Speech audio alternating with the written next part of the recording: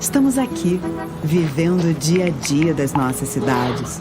Somos vizinhos, conterrâneos e profissionais de saúde. Uma rede de pessoas que cuida e coopera para levar tranquilidade e qualidade de vida a cada canto do Brasil. O maior sistema cooperativo de médicos do mundo está aqui. Aqui tem gente. Aqui tem vida. Aqui tem Unimed. O melhor endereço para você ficar bem informado, tododia.com.br. Coloque em seus favoritos e tenha a melhor informação. TV Todo Dia, 35 anos conectada com você. Vem pro Happy Hour do Beto, o melhor Happy Hour da região. O delicioso Chopp Brahma em dobro, de terça a sexta, das 5 da tarde às 8 da noite. Happy Hour do Bepo, no Capricho.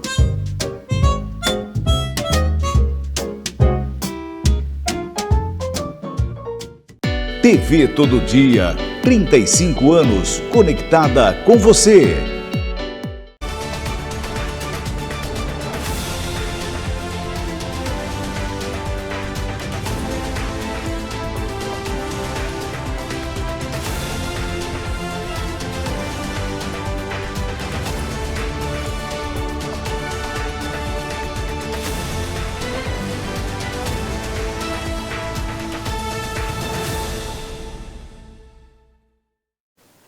E aí, bom dia, tudo bem? Estamos começando a segunda edição do Jornal Todo Dia. Hoje é quinta-feira, dia 24 de abril de 2025. Já estamos nos aproximando aí do final de mais uma semana. Quero agradecer a você pelo privilégio, pela honra da sua audiência. A partir de agora, as principais informações, tudo o que aconteceu nesta manhã, o que vai acontecer também no período da tarde, você fica sabendo em primeira mão aqui no Jornal Todo Dia.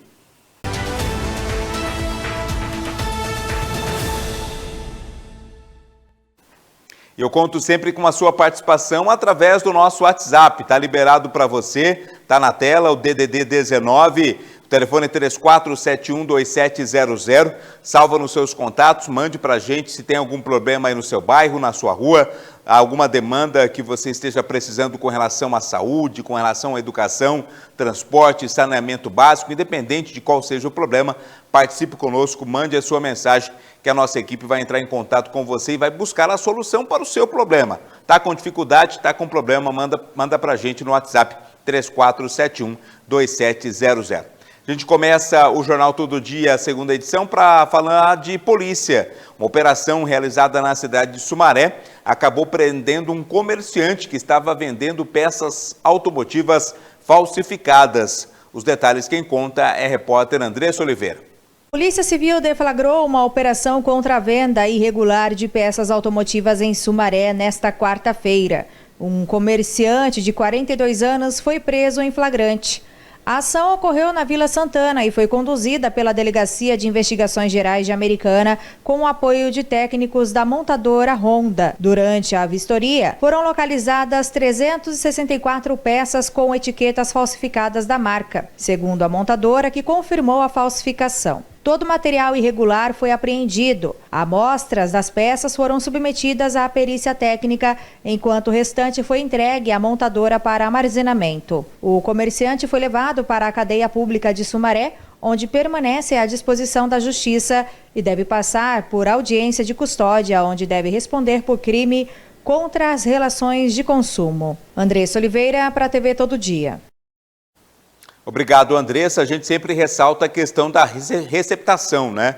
Tem aumentado os casos de furtos e roubos de veículos e isso se deve também à receptação, né? Se tem alguém para roubar ou furtar é porque tem alguém que compra esses produtos roubados e furtados e é crime de maneira igual. Então, se você conhece alguém que compra aí produtos furtados e roubados, dê um toque, aconselhe, porque é crime e corre o risco também de ir para a cadeia, como nesse caso desta operação feita pela Polícia Civil na cidade de Sumaré, como trouxe a repórter Andressa Oliveira. A gente fala agora sobre uma fatalidade que aconteceu na cidade de Campinas, né? O motorista de aplicativo acabou morrendo eletrocutado ali em uma região próxima ao aeroporto de Viracopos, em Campinas. Quem conta é o nosso correspondente lá na metrópole, o Guilherme Pierangeli. A Polícia Civil de Campinas investiga a morte do motorista de aplicativo Leandro Aparecido Moreira Pacheco, que tinha 33 anos e morreu nesta quarta-feira em um terreno nas proximidades do aeroporto de Viracopos, na Rua 5, no Jardim Princesa do Oeste. De acordo com um boletim de ocorrência, a vítima sofreu uma descarga elétrica ao encostar em um fio de alta tensão enquanto urinava. Ele foi até o terreno, então, para urinar, acabou encostando nesse fio e tomando essa descarga elétrica. O chamado foi registrado por volta das 11h10 da manhã e o caso foi classificado inicialmente como morte suspeita com indícios de acidente. A Polícia Militar isolou a área até a chegada da perícia do Instituto de Criminalística e de uma equipe do SAMU, que confirmou o óbito do motorista no local. Segundo relatos de testemunhas, inclusive um motorista que estava ali na região, outro motorista de aplicativo que aguardava passageiros, Leandro teria descido do carro dele, foi até um ponto próximo a um poste para urinar e, enquanto estava lá urinando, ele tocou em um fio que estava pendurado e aparentemente conectado a uma rede de alta voltagem e, com isso, ele acabou recebendo essa descarga elétrica e caiu no chão em seguida. Ainda conforme a polícia, o veículo utilizado pela vítima foi recolhido do local e entregue a um familiar e o corpo foi encaminhado ao Instituto Médico Legal para exames complementares. Então, uma morte infelizmente muito triste que aconteceu ontem aqui em Campinas. Técnicos da CPFL foram até o local, né, para interromper o fornecimento de energia e realizar os reparos na rede elétrica. A CPFL também vai apurar as condições da fiação no local, né, para ver se houve alguma falha estrutural ou se tratava de uma ligação irregular. Esse caso foi registrado no 9º Distrito Policial de Campinas e será analisado pela equipe do delegado titular, que deverá conduzir as próximas etapas da investigação. A polícia ainda não confirmou se tinha algum tipo de sinalização ou qualquer tipo de advertência sobre risco de choque elétrico naquela área. De Campinas, Guilherme Pierangeli, para a TV Todo Dia. Muito triste, né? O motorista estava ali trabalhando, ficou naquele ponto, eles ficam ali, os motoristas de aplicativo, porque não tem um local próprio para que eles fiquem no aeroporto, né? Então eles ficam próximos ali, se tiver uma chamada, eles vão ali para o aeroporto para buscar o passageiro e acabou acontecendo essa fatalidade, o caso vai ser investigado. Por falar em investigação, a DIG encontra placas irregulares em empresa de Santa Bárbara do Oeste. Conta pra gente, João Victor Viana. A Delegacia de Investigações Gerais, a DIG de Americana, apreendeu materiais irregulares em uma empresa de estampagem de placas veiculares de Santa Bárbara do Oeste. A ação foi realizada com o apoio de agentes de fiscalização do Departamento Estadual de Trânsito, o DETRAN. Durante uma fiscalização de rotina, os agentes do DETRAN encontraram no interior da empresa uma fita do tipo ribbon com estampas de diversas placas veiculares. Entre elas, foi identificada uma placa sem autorização do órgão estadual competente e outras duas vinculadas a autorizações pertencentes a uma empresa diferente da que estava sendo fiscalizada. A placa não autorizada corresponde a um veículo utilitário registrado em nome de um indivíduo com antecedentes criminais por furtos de veículos. A descoberta levantou suspeitas de possível envolvimento com práticas ilícitas, como clonagem de veículos ou utilização de placas frias. 2 pessoas foram detidas para averiguação. Uma delas foi autuada em flagrante por falsificação de sinal identificador de veículo automotor, um homem de 24 anos. A outra pessoa foi ouvida e posteriormente liberada. Segundo a Polícia Civil, não foram encontrados elementos suficientes que justificassem sua prisão. A origem da fita ribbon apreendida segue sob investigação. Um dos envolvidos declarou que o material foi adquirido de forma informal em Jundiaí, por um valor inferior ao normalmente praticado no mercado. A polícia apura a alegação, já que há coincidência entre a placa impressa e o local onde o veículo supostamente estava circulando. O indivíduo autuado em flagrante foi encaminhado à cadeia pública de Sumaré. As investigações continuam com o objetivo de esclarecer a origem do material apreendido e identificar eventuais conexões com outras atividades criminosas. João Victor Viana para a TV Todo Dia. são ramificações da área criminal, né? Você percebeu que nessa abertura do jornal a gente falou sobre crimes diferentes, mas é crime do mesmo modo, né? Então, os tentáculos da polícia precisam estar aí em todos os locais, porque a criminalidade tem buscado rotas alternativas, se é que podemos dizer assim. Ainda com informações da polícia, um homem foi preso por embriaguez ao volante e receptação. Isso aconteceu também em Santa Bárbara do Oeste, como explica e conta pra gente a repórter Andressa Oliveira. Um homem de 28 anos foi preso em flagrante em Santa Bárbara do Oeste por embriaguez ao volante, receptação e adulteração de placa e o número do chassi. A prisão aconteceu após uma tentativa de fuga que começou na Rua Colômbia. Guardas municipais desconfiaram da atitude de 2 motociclistas, sendo que um deles pilotava uma moto com placa artesanal. Durante a perseguição, um dos suspeitos perdeu o controle e bateu contra uma mureta em frente ao restaurante A Fazenda, na Avenida Alfredo Contato. O outro veículo conseguiu fugir. O motociclista ferido apresentava sinais claros de embriaguez. Segundo a Guarda Municipal, ele exalava odor etílico e fala pastosa. Em consulta, foi constatado que sua CNH estava suspensa e ele já tinha passagens por tráfico de drogas. A motocicleta também apresentava diversas irregularidades. A cor havia sido adulterada e o número do chassi estava suprimido, além da placa adulterada, que remetia ao veículo com queixa de furto registrada em 2007 em Bugaçu. E ele alegou ter comprado o veículo no bairro Parque Planalto. Após atendimento médico, o homem foi levado ao plantão policial. A prisão em flagrante foi confirmada. O suspeito foi encaminhado ao sistema prisional, onde permanece à disposição da Justiça. Andressa Oliveira, para a TV Todo Dia.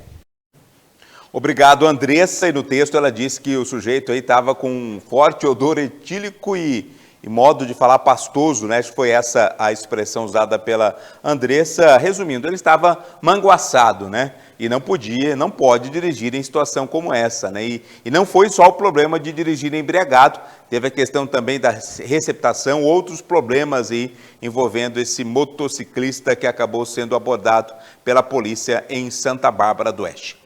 Agora, pontualmente meio-dia, já é boa tarde, né? Então, boa tarde para você que está conosco, está acompanhando esta edição, a segunda do Jornal Todo Dia desta quinta-feira. Vamos voltar a Campinas, novamente acionar o nosso correspondente, o nosso repórter Guilherme Pierangeli.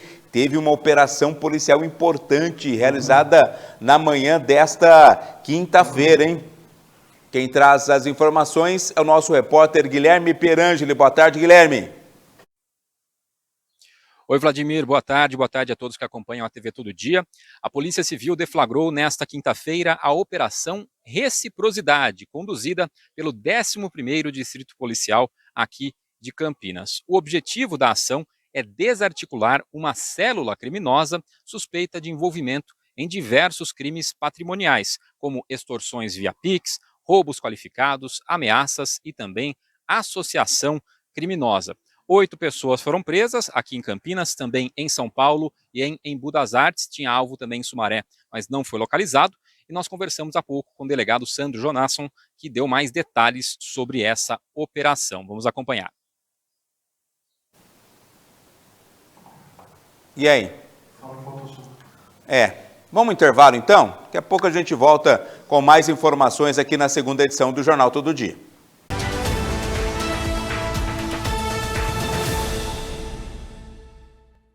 TV Todo Dia, 35 anos conectada com você. Quando você pensa em internet fibra, só existe um nome: Tec Plus Telecom. Internet de alta velocidade, Wi-Fi grátis, canais de TV, streaming, câmeras de segurança por assinatura e Wi-Fi com tecnologia Rede Mesh. Sua casa, empresa ou condomínio conectado. Tudo isso com preço fixo que cabe no seu bolso. Líder, confiável e o mais bem avaliado da cidade. Tec Plus Telecom, a internet que conecta você ao que importa. Quer o melhor? Chama no WhatsApp 19 99708 5488 ou acesse tecplustelecom.com.br. Tec Plus tem bom atendimento. Tec Plus conectando você ao mundo. Segunda, 11h15 da manhã, tem Diálogos. O apresentador Anderson Junque recebe personalidades da cultura e educação, sempre com assuntos relevantes e de muito aprendizado. Diálogos, segunda, 11h15 da manhã, aqui na TV Todo Dia. 35 anos conectada com você.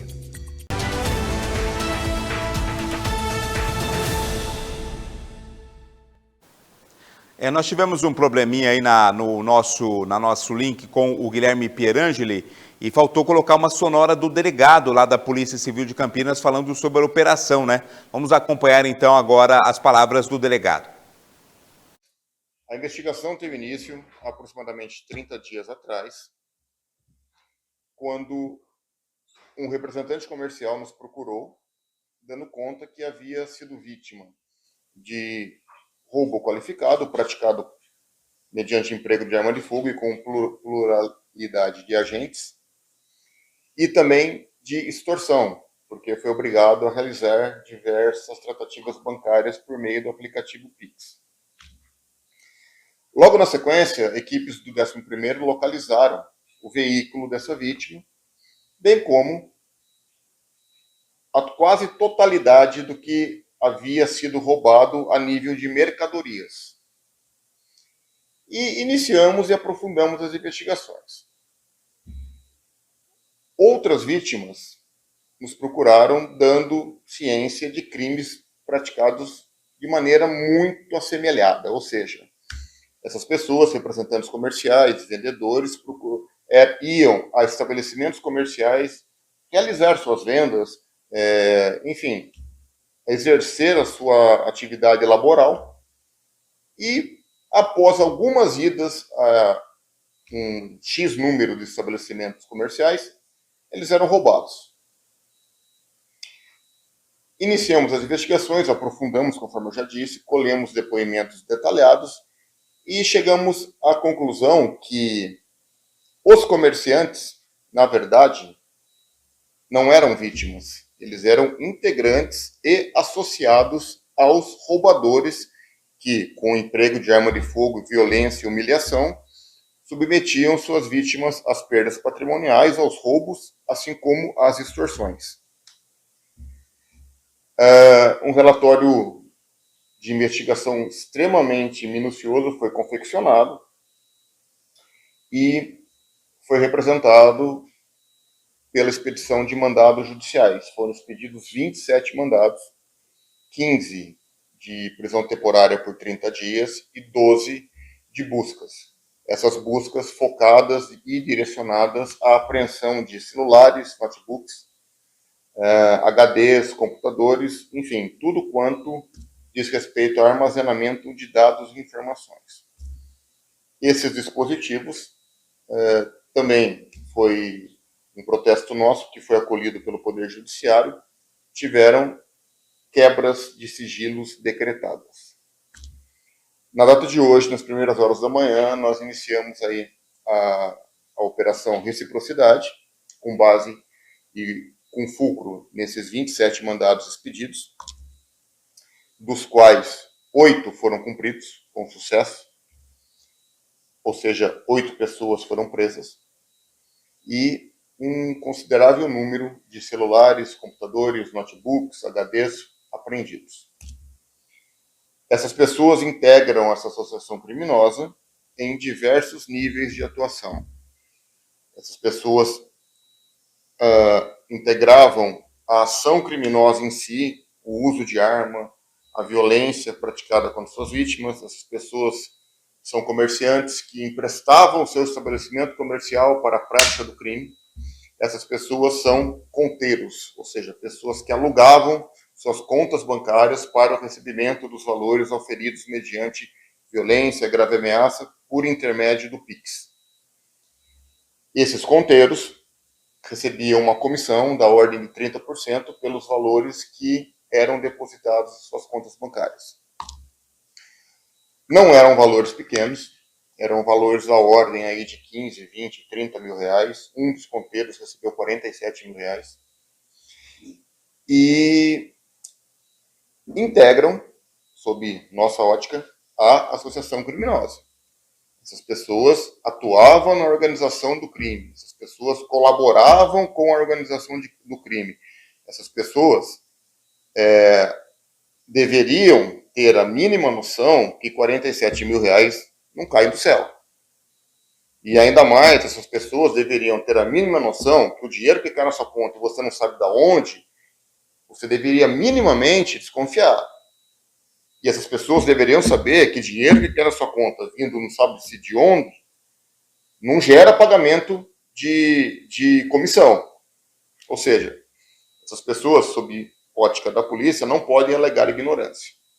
Razão pela qual elas estão sendo presas como integrantes dessa associação criminosa, como integrantes desse núcleo criminoso especializado na prática de roubos qualificados e extorsões. Todos os presos hoje estão presos temporariamente por 30 dias e os trabalhos prosseguirão. Quando os laudos periciais relativos às quebras de sigilos decretadas aportarem, com certeza nós teremos outros envolvidos, protestaremos por outros mandados e, com muita convicção e certeza, as pessoas que estão presas temporariamente hoje, nós iremos protestar pela conversão dessa prisão temporária em prisão preventiva. Porque, repito, a Polícia Civil tem plena convicção que esses indivíduos integram uma associação criminosa.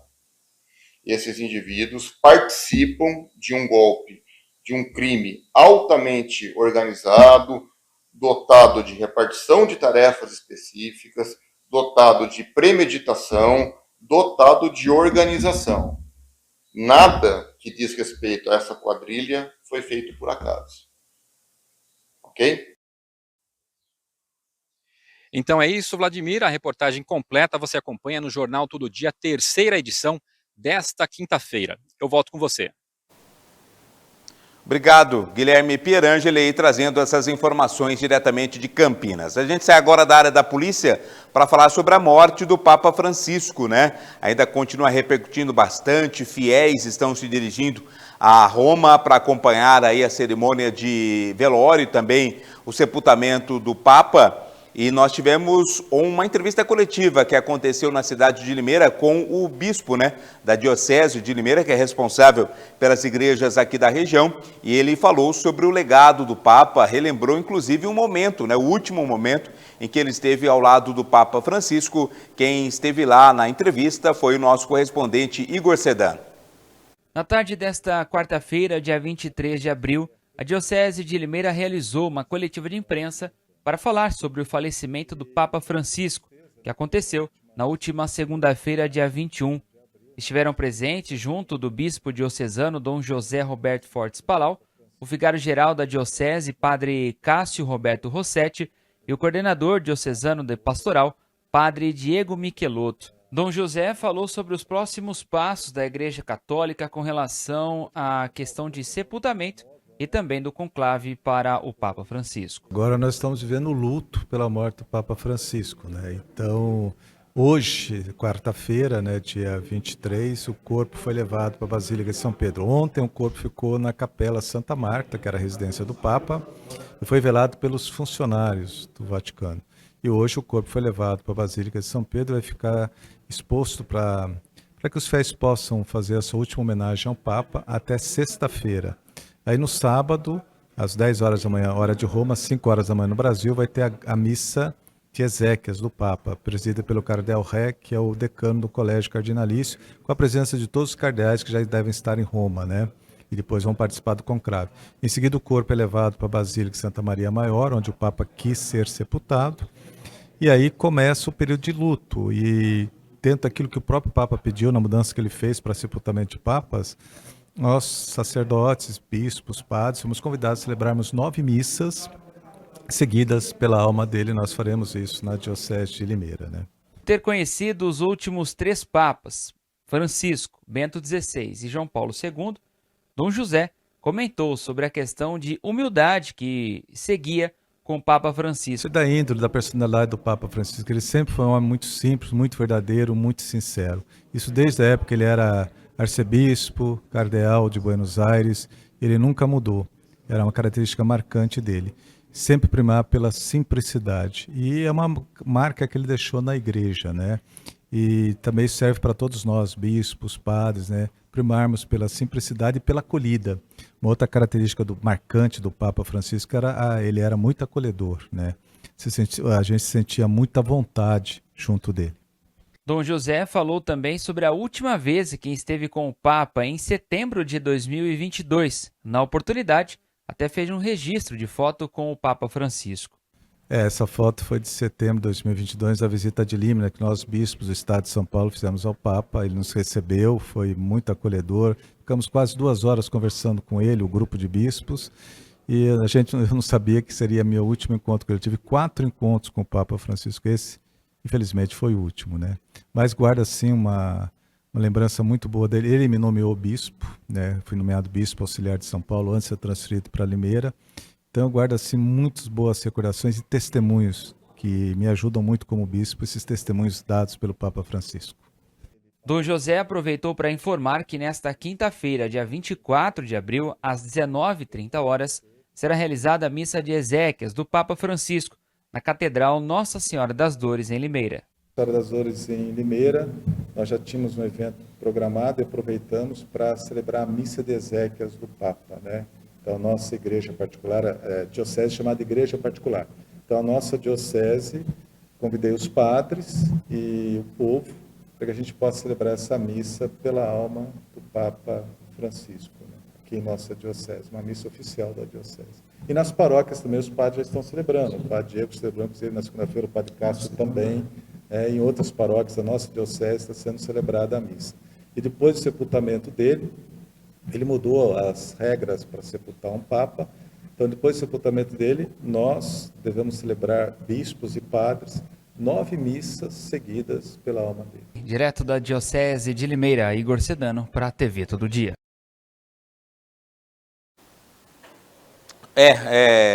Sempre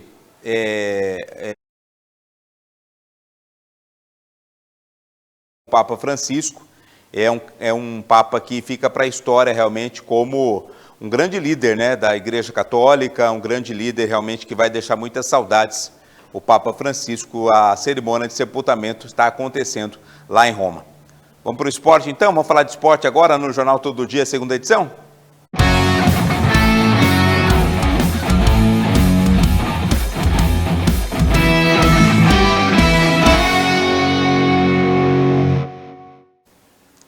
Vamos falar do União Barbarense, né, que ontem venceu o Paulista pela primeira partida da final do Campeonato Paulista Série 4. O União Barbarense saiu na frente na decisão do Campeonato Paulista Série A4 ao vencer o Paulista por 1-0 no estádio Jaime Sintra, em Jundiaí. O duelo foi marcado pelo equilíbrio. O Paulista teve mais presença ofensiva no primeiro tempo, rondando a área adversária, no entanto, sem criar grandes chances. Arilton Júnior foi o principal destaque do Galo, atuando com perigo pelo lado direito. Para o alvinegro, as melhores oportunidades vieram em um chute de longe de Messias, que contou com grande defesa do goleiro Lucas Gomes e uma finalização de Daniel Cruz, que passou por cima do gol. No intervalo, o União precisou mexer. Lesionado, o lateral Masterson deu lugar a Vinícius Chicota, o herói do jogo. O gol da vitória surgiu em um contra-ataque rápido. Aos 16 minutos, Daniel Cruz arrancou pela esquerda e encontrou Vitor Sdaga na direita. Ele lançou Messias em profundidade dentro da área e o camisa 10 rolou para trás. E a bola sobrou para Chicota, que de frente finalizou. A bola ainda desviou na defesa e morreu no fundo da rede sem chances para o goleiro Lucas Gomes. O Paulista quase empatou nos minutos finais. João Choco acertou a trave em cobrança de falta e pouco depois, Lucas Silva balançou as redes, mas o gol foi anulado por impedimento claro. Com a vitória, o União Barbarense fica muito próximo do título e jogará por um empate na partida de volta e até pela derrota por um gol de diferença para ser campeão. Por ter a melhor campanha, o União Barbarense tem vantagem no placar agregado. O confronto decisivo será no próximo sábado, dia 26, às 3 da tarde, no estádio Antônio Lins Ribeiro Guimarães, em Santa Bárbara do Oeste. João Victor Viana para a TV Todo Dia. Importante demais, né, esse resultado do União Barbarense, essa vitória conquistada na primeira partida da grande final do Campeonato Paulista da Série A4. O União volta a campo agora sábado, né? Sábado a partida vai ser às 3 ou 4 da tarde no estádio Antônio Guimarães. O União pode até perder por um gol de diferença, que mesmo assim ele garante o título da Série A4 do Campeonato Paulista.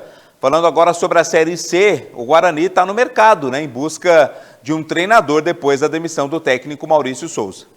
Procura-se treinador com experiência na Série C do Campeonato Brasileiro, que goste de usar jogadores das categorias de base e que consiga levantar o astral do time depois de 2 derrotas. Este poderia ser um anúncio dos classificados do jornal Todo Dia, mas é a realidade do Guarani, que perdeu Maurício Souza após a derrota para o Brusque. Rodrigo Pastana, executivo de futebol do clube, culpa a janela de transferências e também o calendário pelos tropeços. Uma janela onde adentra o Campeonato Brasileiro de Série A e Série B e o de Série C fica à mercê de perder jogadores a 2 dias do primeiro jogo da competição. Isso não existe. Tudo bem, ainda bem que nós tivemos também competência e sorte de fazer a maioria dos contratos aqui anuais e por isso da manutenção de 90% do elenco também, que a gente fez com convicção, com características já que o Maurício queria e ainda bem que o Maurício também é um cara ponta firme e convicto do que a gente pode construir aqui e também não cedeu a nenhuma sondagem de outros clubes, porque esse tipo de janela acaba com qualquer planejamento. 1 mês de janela, isso realmente é muito difícil. A gente tem recebido ainda algumas sondagens sobre jogadores nossos e ao mesmo tempo a gente tem olhado para observado no mercado posições que a gente tem uma certa carência. Então assim, falando sobre a janela, eu acho essa janela um absurdo. 1 mês de janela, quase adentrando aos campeonatos de Série A, Série B e Série C, é um absurdo. Outro ponto de discórdia do torcedor do Guarani é a contratação do japonês Ryuta Takahashi, que ainda não foi relacionado em nenhuma partida. Rodrigo Pastana refuta a reclamação dos torcedores. Esse é um comentário que realmente eu não concordo. Então a gente está trazendo um japonês, o Ryuta, que é um jogador que tem muita qualidade técnica. É claro que aqui ele vai ter um tempo ainda para se adaptar, para a gente ver qual é essa competitividade dele, mas é um jogador que a gente recebeu ótimas informações e, claro, por essa ligação nossa com o mercado japonês, acho muito interessante porque não só a visão desportiva, mas a visão de gestão, a visão de marketing, tem algumas coisas que são muito interessantes nesse contexto e para quem não quer avaliar isso é porque prefere realmente fazer comentários absurdos sobre o Japão ser um mercado ainda de terceiro mundo no futebol. Enquanto não tem um novo treinador, o Guarani vai ser comandado de forma interina por Marcelo Cordeiro. O próximo jogo da equipe é na segunda-feira, contra o Caxias, no Estádio Centenário, no Rio Grande do Sul. Vladimir Catarino para a TV Todo Dia. E a diretoria do Guarani confirmou que o técnico interino Marcelo Cordeiro vai ser o técnico, pelo menos nesse jogo, né? De segunda-feira contra o Caxias e dependendo dos resultados, né? A gente sabe como é o futebol, vai muito pelos resultados, dependendo dos resultados, ele continua como técnico na sequência da Série C do Campeonato Brasileiro. O Guarani que ainda não venceu nenhum jogo na competição. Por falar em técnico, quem tem um novo técnico é o Rio Branco, né? O nome do Fábio Totti foi anunciado, como fala pra gente o repórter João Victor Viana. São Bento e Desportivo Brasil, Totti enfrentou o Rio Branco nas quartas de finais da Série A3 deste ano, comandando a equipe de Porto Feliz.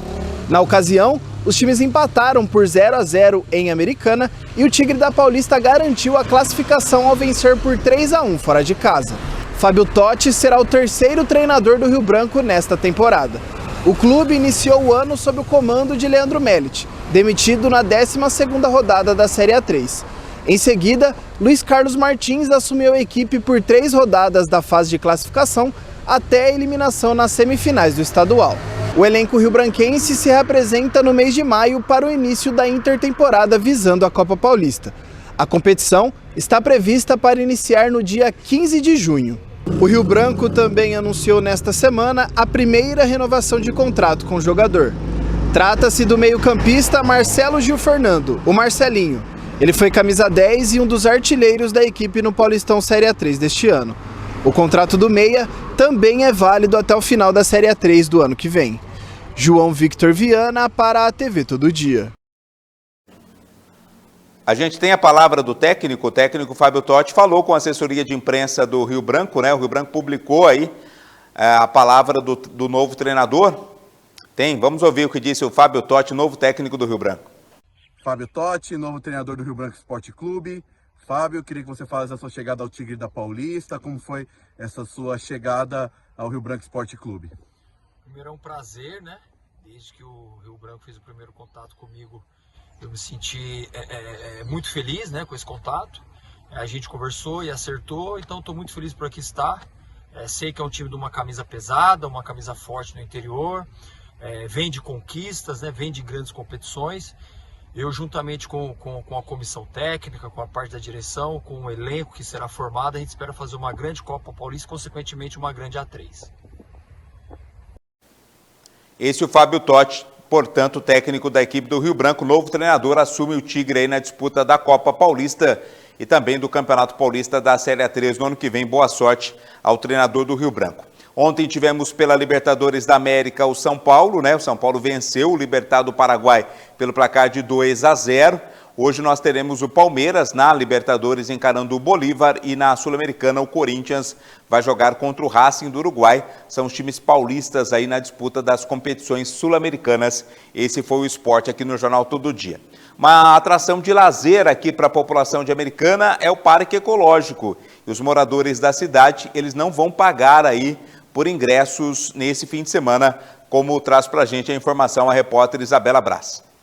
Moradores de Americana podem visitar gratuitamente o Parque Ecológico Municipal Engenheiro Cid Almeida Franco neste sábado e domingo. O benefício é oferecido uma vez por mês e, para utilizá-lo, é necessário apresentar documento oficial com foto e um comprovante de endereço recente no nome do visitante. Menores de 18 anos ou dependentes devem comprovar o vínculo com o titular por meio de um documento. Visitantes de outras cidades ou que não apresentaram a documentação exigida devem adquirir o ingresso. A entrada custa R$ 4,00 para pessoas de 12 a 59 anos e R$ 2,00 para crianças de 6 a 11 anos acompanhadas. Estudantes têm direito à meia entrada e crianças de até 5 anos ou pessoas com deficiência e maiores de 60 anos não pagam. Os ingressos podem ser adquiridos na bilheteria do parque, que funciona até às 4 horas da tarde, ou pela internet no site parque.americana.sp.gov.br, acessando a opção Ingressos. Após o cadastro e escolha do tipo de entrada, o ingresso será enviado por e-mail com o código que deve ser apresentado na entrada. Isabela Braz para a TV Todo Dia. Obrigado, Isabela. E com essa informação a gente termina o Jornal Todo Dia, segunda edição desta quinta-feira. Obrigado pela audiência. Às 18 horas tem a terceira edição. Até lá.